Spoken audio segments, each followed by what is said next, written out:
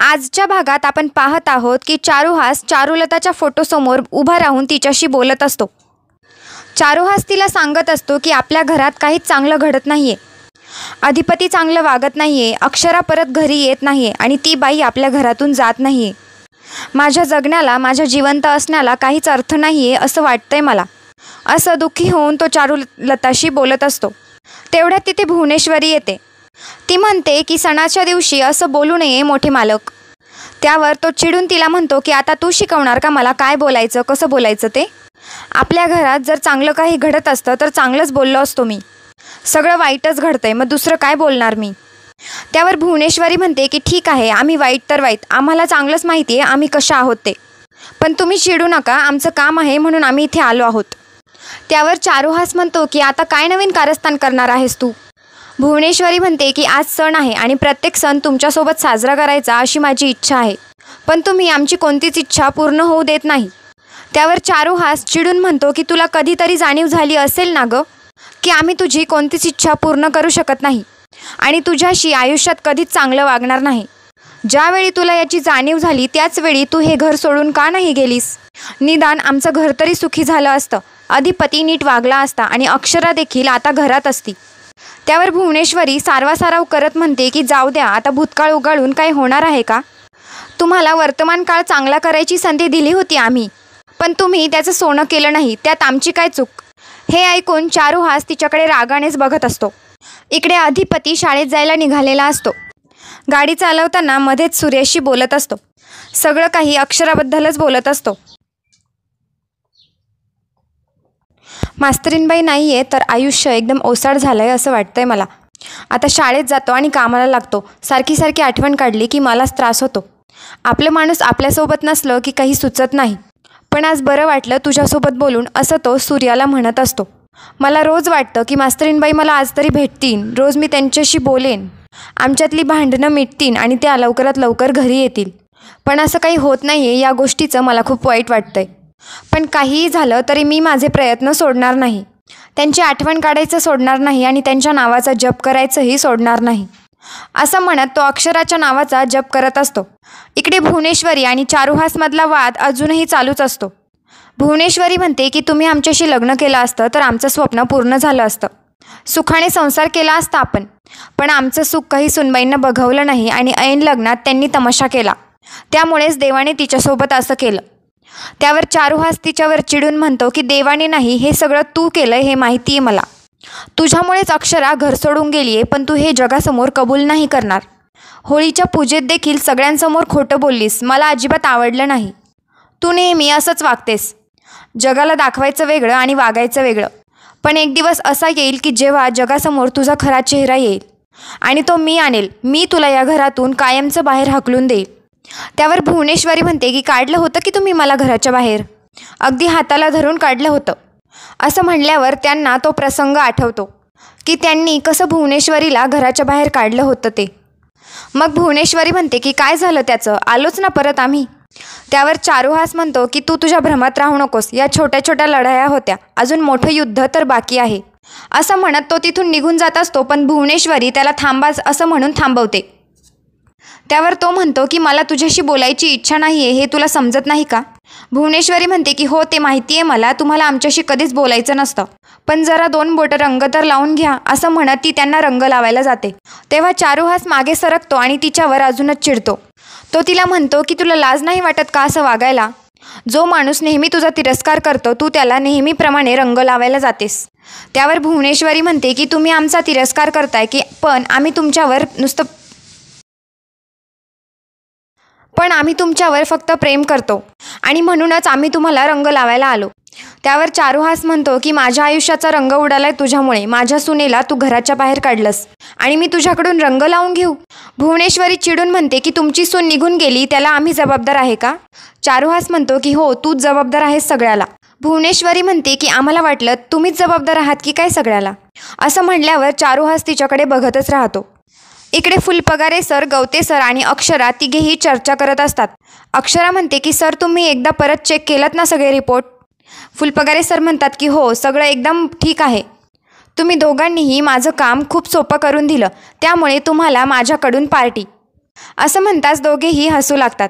Phulpagare sir म्हणतात की आमच्या घरी पुरणपोळी आहे, आपण तिथेच जाऊया सगळे जेवायला.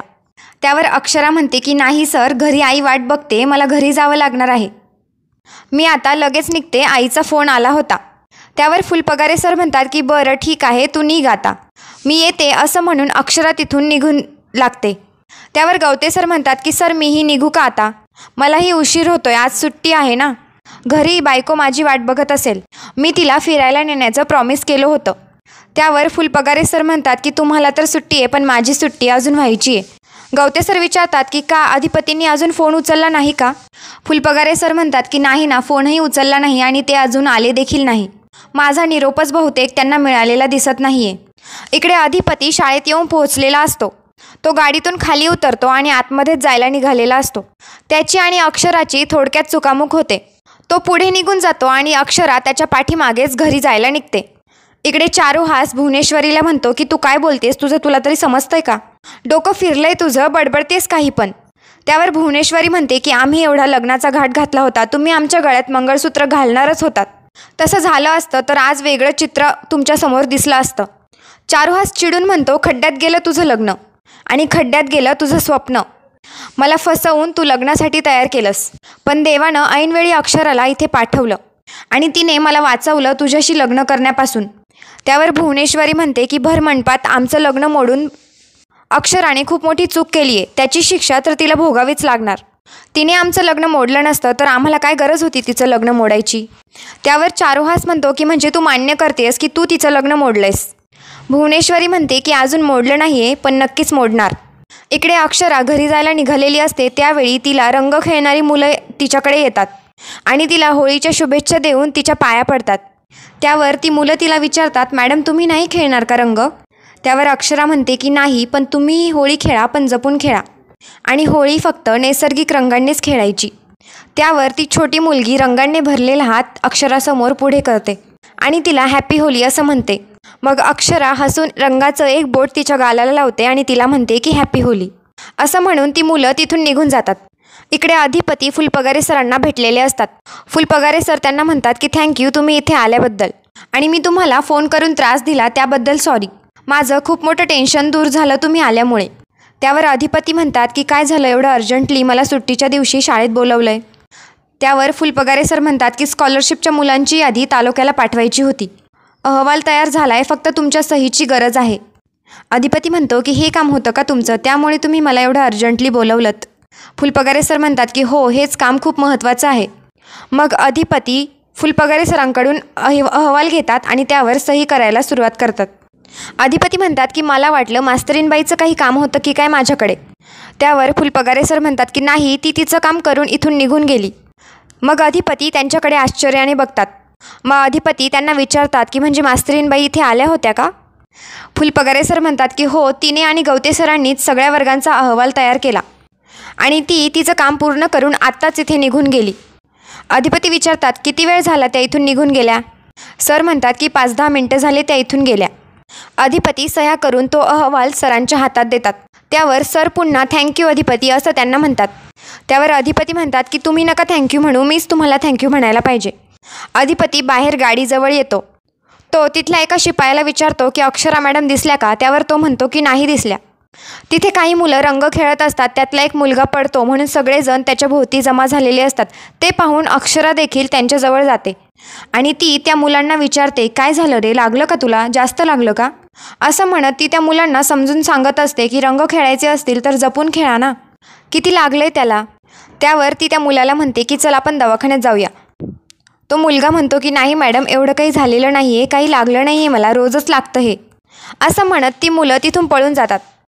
इकडे अधिपती अक्षराला शोधण्यासाठी थोडासा पुढे चालत आलेला असतो. तेवढ्यात तिथे कोणीतरी त्याला रंग लावायला येतं, पण तोच त्यांना नाही म्हणत थोडासा रंग लावतो आणि त्यांना तिथून जायला सांगतो. इकडे अक्षरा देखील रस्त्यावरून चालतच घरी निघालेली असते. तिच्या आजूबाजूला सगळे मुलं रंग खेळत असतात. अधिपती देखील रस्त्यावरून चालत असतो. त्याच्याही आजूबाजूला सगळेजण रंग खेळत असतात. दोघेही एकाच रस्त्यावरून चालत असतात. चालता चालता अचानक दोघेही समोरासमोर येतात आणि त्यांच्यासमोर पिवळ्या रंगाची थाळी उधळते आणि तो पिवळा रंग दोघांच्याही अंगावर पडतो. दोघेही एकमेकांकडे पाहू लागतात. दोघांचीही एकमेकांवरून नजर हटत नसते. अक्षरा हसून अधिपतीकडे बघत असते आणि अधिपती देखील खूप आनंदी होऊन अक्षराकडे बघत असतो. पिवळ्या रंगाने दोघांचेही चेहरे भरलेले असतात. इकडे भुवनेश्वरी आणि चारुहासचा वाद अजूनही चालूच असतो. भुवनेश्वरी त्याला म्हणत असते की अक्षरा आधीपासूनच मला पसंत नव्हती. माझ्या मनातच नव्हतं की अधिपतीचं आणि तिचं लग्न व्हावं म्हणून. अधिपतीचा तिच्यात खूप जीव अडकला होता म्हणून आम्ही त्यांचं लग्न लावून दिलं. पण शिकलेली सून आम्हाला अजिबात नको होती. त्यामुळे त्यांचा संसार मोडला तर चांगलंच होईल आणि हेच हवं आहे मला. चारुहास चिडून म्हणतो की लाज नाही वाटत का तुला असं बोलताना? आत्ता हे सगळं अधिपतीने ऐकायला हवं होतं, म्हणजे त्यालाही समजलं असतं की त्याची आई काय आहे ते. भुवनेश्वरी, आम्हाला नाही, निदान देवाला तरी घाबर. देव सगळं बघतोय, तो तुला कधी ना कधी या सगळ्याची शिक्षा देईलच. त्यावर भुवनेश्वरी त्याला शांत करत म्हणते की तुम्ही जरा गप्प बसा. तुमच्या या बोलण्याला आम्ही काही घाबरणार नाही. आम्हाला जे काही करायचं होतं ते आम्ही करत होतो आणि करत राहू.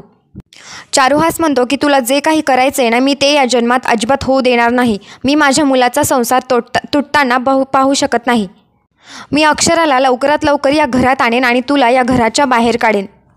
असं म्हणत तो तिच्या हातातलं रंगाचं ताट उधळून लावतो आणि तिथून रागानेच निघून जातो.